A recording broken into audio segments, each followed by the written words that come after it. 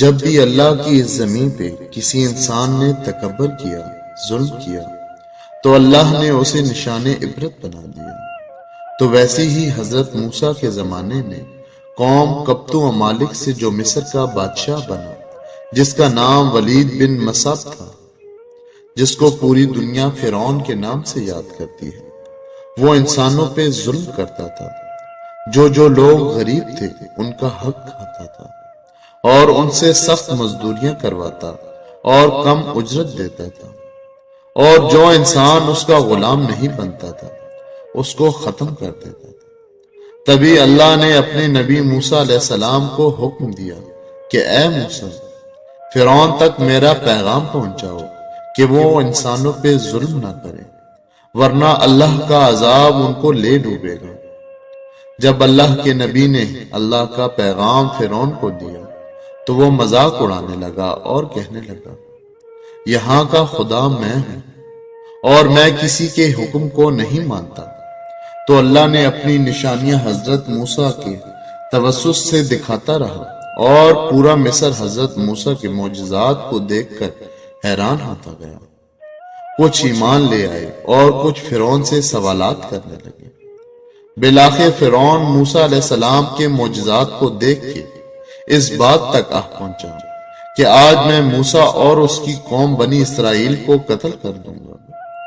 اللہ نے اپنے نبی موسیٰ تک پیغام پہنچایا کہ اے موسیٰ، رات میں اپنی قوم کو لے کے اس شہر سے نکل جا۔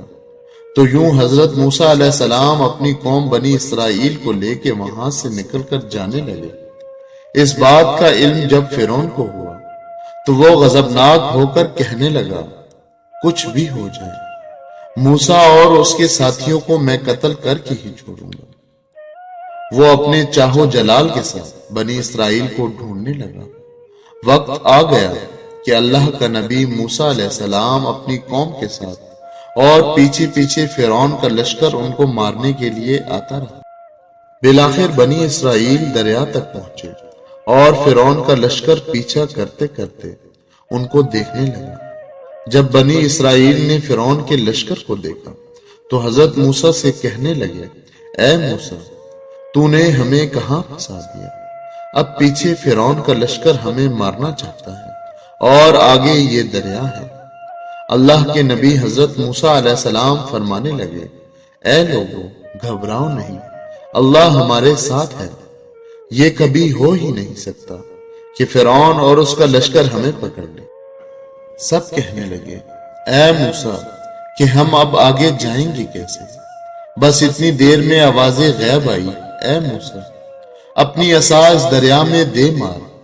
تو جیسے ہی موسیٰ علیہ السلام نے اپنی عصا دریا میں دے ماری تو آدھا پانی اس طرف آدھا پانی اس طرف، اللہ نے بیچ میں رستہ کو واضح کر دیا۔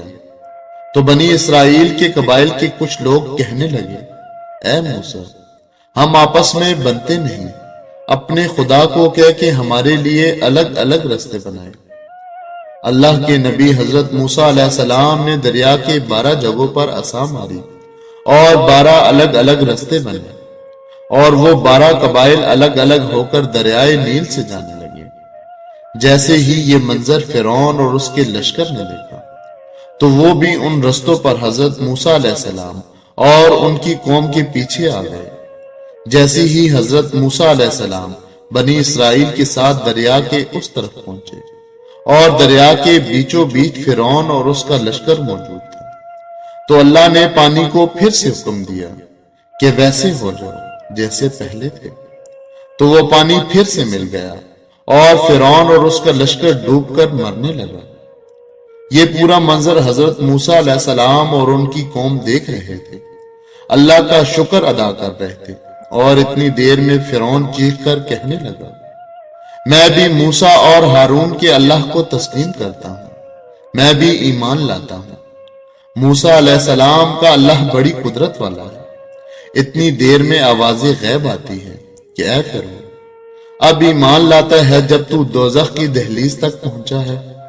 اے فرعون، ہم تیرے تکبر اور تیری لاش کو آنے والے لوگوں کے لیے نشان عبرت بنائیں گے، تاکہ ہر انسان یہ جان لے کہ زمین پہ انسان کا تکبر اس کو راس نہیں آتا۔ آج بھی اللہ نے فرعون کی لاش کو نشان عبرت بنا رکھا ہے۔ بے شک جس انسان نے تکبر کیا، انسانوں پہ ظلم کیا، وہ اللہ کی رحمت سے دور ہو کر دوزخ تک پہنچ جاتا ہے۔ جزاک اللہ۔ ایک مرتبہ درود شریف پڑھ لیں۔ صلی اللہ علیہ وآلہ وسلم۔ اللہ حافظ۔